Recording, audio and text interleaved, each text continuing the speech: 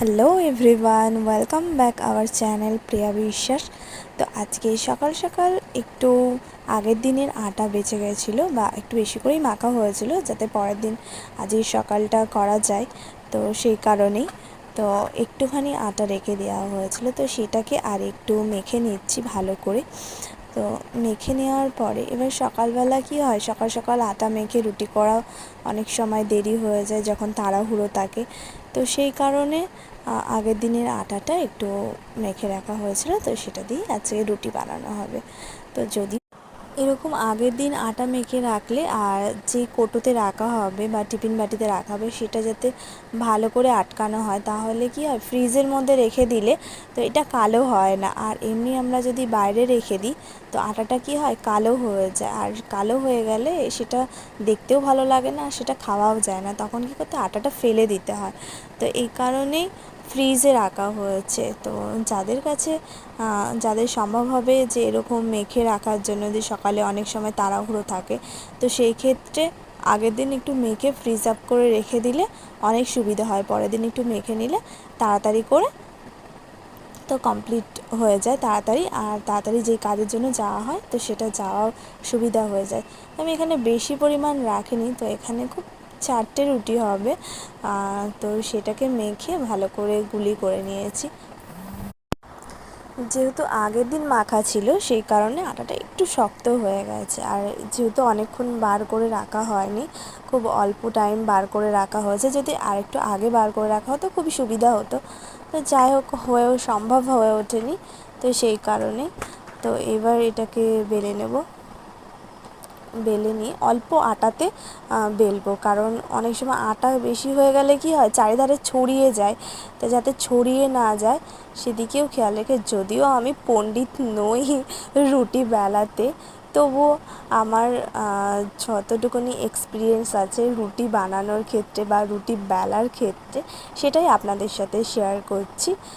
কারণ এরকম অনেকে হয়, অনেকে রুটি বানাতেও পারে না, আটা মাখতেও পারে না।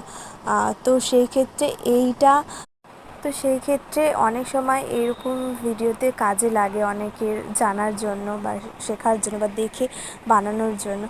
যাই হোক, কেউ কিন্তু আমার এই বেলির পিটার দিকে একটু কমেন্ট করবে, কারণ আমার এই পিটাতে বেলতে আমার খুব সুবিধা হয়। এটা ছোট, আর যদিও একটুখানি রুটিটা পুরোপুরি গোল হয়নি, গোল করার চেষ্টা করছি, যদিও অনেক দিন রুটি করি না বা রুটি বেলি না, সেই কারণে তো জানি না কতটা গোল করতে পারবো বা পারছি। তো আর সবথেকে ভালো কথা, আমার এই রুটি বেলনির যেই এটা আছে, তো এইটা দিয়ে বেলতে আমার খুব ভালো লাগে, কারণ এতে ডিজাইন হয় একটু, আর রুটিগুলো ডিজাইন হলে না দেখতেও ভালো লাগে, আমার খেতেও খুব ভালো লাগে। তো এরকম ডিজাইন রুটির উপরে হলে আপনাদের কাদের কাদের ভালো লাগে একটু কমেন্ট করে জানাবেন, তাহলে আমারও খুব ভালো লাগবে। তো আর এরকম পছন্দ করেন কারা, আর আমরা একটু কালারফুলি বা একটুখানি কোনো ডিজাইন দেখতে এমনি পছন্দই করে থাকি সেই ক্ষেত্রে।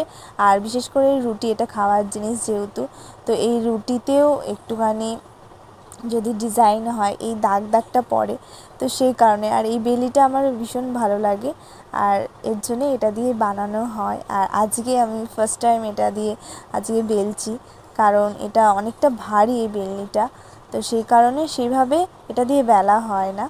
তো কেমন লাগছে আজকের এই রুটির রেসিপিটা আপনারা কমেন্ট করে জানাবেন। আর হ্যাঁ, অবশ্যই যারা এখনও আমার চ্যানেলটিকে সাবস্ক্রাইব করেননি অবশ্যই আমার চ্যানেলটিকে সাবস্ক্রাইব করে রাখবেন, এরকম নতুন নতুন কিছুর ভিডিও নিয়ে চলে আসব। যদিও এটা সাধারণ একটা কাজ রুটি করা বা রুটিকে গোল বানানো, তো আমার কাছে খুবই একটা গুরুত্বপূর্ণ কাজ, কারণ আমি যেহেতু পারি না, আমার ফার্স্ট টাইম এরকম মানে এই বেলনিতে বেলা, আর যেহেতু এটা অনেকটা ভারী হয় তো বেলতে একটু অসুবিধা হয়, আর যারা রেগুলার করে তাদের কাছে খুবই সহজ হবে, আর যারা রেগুলার করে না তাদের কাছে একটু খুবই অসুবিধাজনক হয়। তো সেই কারণে। আর হ্যাঁ, সাবস্ক্রাইব করে রাখবেন, এরকম নতুন নতুন আরও টপিক নিয়ে চলে আসবো আপনাদের সাথে শেয়ার করতে। আর আজকের রুটি বেলাটা আমার কেমন হয়েছে, গোল করতে পেরেছি কি না আপনারা কমেন্টে জানাবেন, তাহলে অবশ্যই আমার ভালো লাগবে। আর ছ্যাঁকা এটা ভাজার একটা ব্যাপার আছে, তো এরকম তাওয়া গরম করে নিয়ে ভেজেছি রুটিগুলো, যদিও তেমনভাবে ফোলেনি, তো ফোলানোর চেষ্টা করেছি। সবই আটা মাখার ওপরে নির্ভর করে। যাই হোক, খেতে ভালো হয়েছে আর রুটিটা নরমই ছিল। আর আমরা খুব মোটা রুটি খাই না, পাতলা রুটি খাই, খেতে পছন্দ করি। আপনারা যে যেমন খাবেন, মানে মোটা যদি বানাতে চান মোটা, আর পাতলা। মোটা বানালে কি হয়, অনেক সময় চেবাতে গিয়ে অসুবিধা হয়, আর নরম পাতলা বানালে নরম হবে, সফট থাকবে অনেকক্ষণ, আর ঠান্ডা হলে শক্ত হয়ে যাবে না, সেই কারণে। আর অনেকটা আটা মাখার ওপরই নির্ভর করে থাকে। তো যাই হোক, আজকের ভিডিওটা আপনাদের কেমন লেগেছে আপনারা কমেন্টে অবশ্যই জানাবেন। আর এটা পারলে বন্ধুদের সাথে শেয়ার করবেন অবশ্যই। আর যারা সাবস্ক্রাইব করেনি তারা সাবস্ক্রাইব করে রাখবেন। আর এরকম ভিডিওটা সাথে আপনাদের সাথে শেয়ার করতে চলে আসবো বিভিন্ন ধরনের টপিক নিয়ে। তো আর যদি এরকম গরম গরম রুটি হয়, গরম গরম রুটির সাথে একটু তরকারি বা আচার, তার সাথে একটু শসা দিয়ে খেতে তো খুবই ভালো লাগে যদি হয়ে যায়। আর যদি কেউ, এই যে ঠান্ডা পড়ছে, একটু গুড় দিয়ে যদি রুটি খাওয়া হয় তো আরও খুবই ভালো জমে যাবে একদম গরম গরম রুটি। আর যদি হয় গুড় বা কোনো তরকারি, তো একদম খুবই ভালো মজাদার খাবার হয়ে উঠবে। তো এরকম রুটি খেতে খেতে কারা পছন্দ করেন কমেন্টে অবশ্যই জানাবেন। আর সকলে সুস্থ থাকবেন, ভালো থাকবেন, সাবধানে থাকবেন। আবার এরকম নতুন কিছু নিয়ে আপনাদের সাথে শেয়ার করতে চলে আসব। আর আজকের ভিডিও এই পর্যন্তই, আবার দেখা হবে নেক্সট কোনো ভিডিওর মাধ্যমে। ততক্ষণের জন্যে সকলেই সুস্থ থাকুন, সাবধানে থাকুন। Tata, bye bye.